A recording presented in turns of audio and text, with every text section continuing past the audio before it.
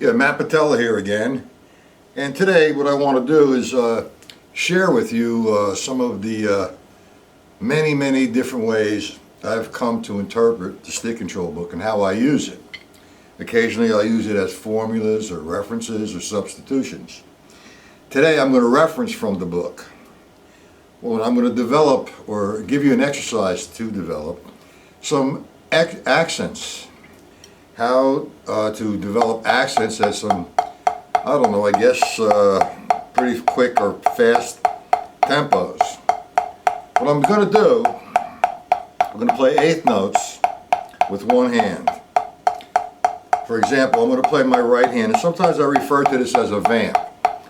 1 and 2 and 3 and 4 and 2 and 3 and 4 and 1 and 2 and 3 and 4. I usually do that after I complete the line in half strokes. I tag on a 4-measure vamp, whatever hand I end with, going to the next line. So it's like half of a single stroke roll in reality. So what I'm going to do today, I'm going to reference off the stick control book.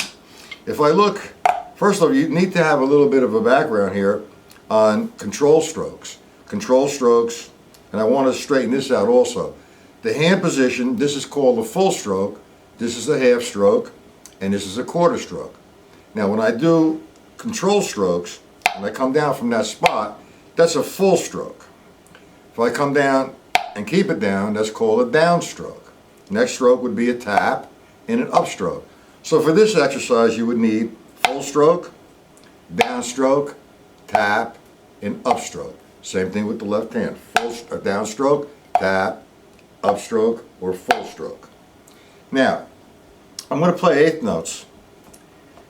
1 and 2 and 3 and 4. Just one sound. Now what I'm going to do is I look at the first line of stick control book, and I'm going to reference off the line. I'm going to eliminate all the lefts and just play the rights. Or think of the rights as accents, where the accents would fall. 1 and 2 and 3 and 4 and 1 and 2 and 3 and 4 and. So what I'm doing, I'm looking at line 1 and saying, okay, the rights are falling on 1, 2, 3, 4, and that's where I'm going to play my accents. 1 and 2 and 3 and 4 and. What happens there is I'm using a downstroke and an upstroke. 1 and 2 and 3 and 4 and. Now the same process with the left hand. 1 and 2. I'm going to play the accent on the count of 1, 2, 3, 4. There you go. 1 and 2 and 3 and 4 and 1 and 2. Down, up, down, up, down, up, down, up. Just playing eighth notes. So now I go to the second line and I see I'm referencing only the rights. On the second line, the rights are falling on the ands only.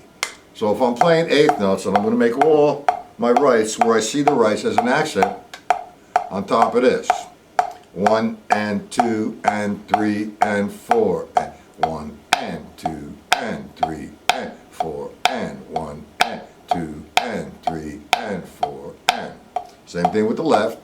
1 and 2. Play all the ands. 1 and 2 and 3 and up, down, up, down. Okay, now we go to line 3 and we get a double accent. So we're going to have 2 accents in a row. And we're going to get in position again to hit the up and coming accent. So we have on the counts of 1 and 3 and would be accents. So I'll do it slow. 1 would be a free stroke, and would be a downstroke, 2 would be a tap, and the and of 2 would be an upstroke. So I'm in position to do it again. 1 and 2 and 3 and 4 and 1 and 2 and. Okay, left hand. 1 and 2 and 3 and 4 and 1 and 2 and. Again, that's a free stroke, downstroke, tap, and upstroke, and I'm in position. Line 3, the accent was going to fall on top of this on the 2 and and 4 and. So I have 1 and 2 and 3 and 4 and. So what happens there is it's a tap, a upstroke, free stroke, downstroke. Tap, up, 2, ah. So you have 1 and 2 and 3 and 4. 1 and 2 and 3 and 4. Same thing with the left. You have 1 and 2 and 3 and 4. 1 and 2 and 3 and 4. And notice I'm just taking the rights. If I go to my left hand, I'm still doing the rights to make a lesser confusion instead of saying where all the lefts fall. So it's all the rights, but you can do that. All right, let's go to line 5. It's the paradiddle, 3 and 4 and. So if I eliminate the lefts, I would have 1 and 2 and 3 and 4 and that's where the accent is going to fall on top of this. On the 1, the 2 and the and of 3. So I have 1 and 2 and 3 and 4. 1 and 2 and 3 and 4. 1 and 2 and 3 and 4 and. It's pretty good exercise. By the way, this is one of maybe 1,000 or 1,500 different ways I interpret the stick control book or use the stick control book.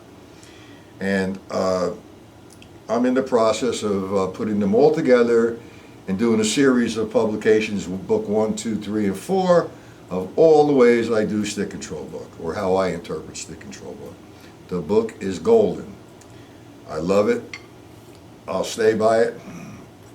And I do all my teaching from that. Any funk, any jazz, everything is inside of that book.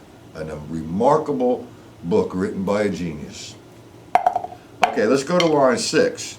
Line 6, my accent's going to fall on 1, 2, and then the and of 2, and then it's 1 and 2 and 3 and 4 is where the accent's going to fall. So my accent, I'm playing this, my accent's going to fall on the 1, the and of 2, the and of 3, and then 4. So I have, I'll do it slow. 1 would be a downstroke. 1. And would be a tap. Okay? 2 would be an upstroke. And would be a downstroke. 3 would be an upstroke. Sorry. 3 would be an upstroke. And would be a downstroke. Tap, tap. So I'd have 1 and 2 and 3 and 4 and 1 and 2 and 3 and 4 and.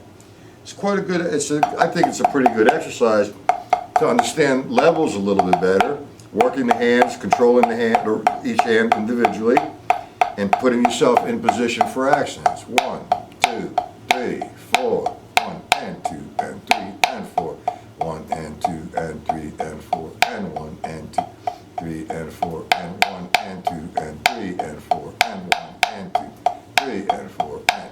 Now, what I would recommend, and it's pretty commonplace, you know, you're right-handed, you're stronger with the right. The left hand seems to be a little weaker, so I would spend a lot more time developing the left hand with the accents, because when you're playing ghost notes,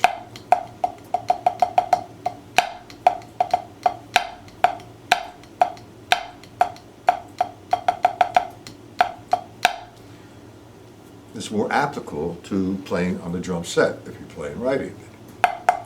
Not open-handed. So we have the left hand. I just like to hang out with the left hand a lot more because it's a lot weaker than my right. 1, 2, 3, 4. 1, 2, 3, 4. Now, another way that just came to me, I'm going to set the metronome on, say, 120. And I'm going to play 8 notes. 1, 2. So here's another way. What I do, I'm going to play the line as written. I'm going to repeat the line, and whatever hand I vamp with, it's the hand. I'm going to, whatever hand I end with, rather, is the hand I vamp with. 1, 2, 3, 4. 1, 2, 3, 4. 1, 2. One more time. 1, 2, 3, vamp. 1, 2, 3, 4. 1, 2, 3, 4. 3, 2, 3, 4. to the second line. 1 and 2 and 3, 2 more times. 1, 2, 3, 4, 1, 2, vamp, and 1 and 2 and 3 and 4 and. So what I'm doing is I'm playing the line as written, I repeat it, and I vamp, whatever hand I end with. But then if I, for example, if I end with line 1, left on line 1, I'm going to take line 1 with the accents, 1 as the vamp. Just an additional way to play the stick control book. But you need to remember full stroke, downstroke, tap, and upstroke is what you need to do. And that's a good journey into making this your control of the control strokes a lot better. Okay, and developing a lot more strength with the accents.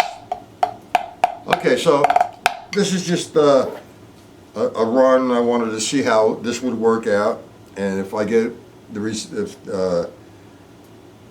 reception to this is really good, the response rather, then I'll I'll continue with this kind of video for you. So I hope you enjoy. If you have any questions, you can contact me via Facebook, email, or on my website, www.mattpatellallivelessons.com. Okay, have a good day.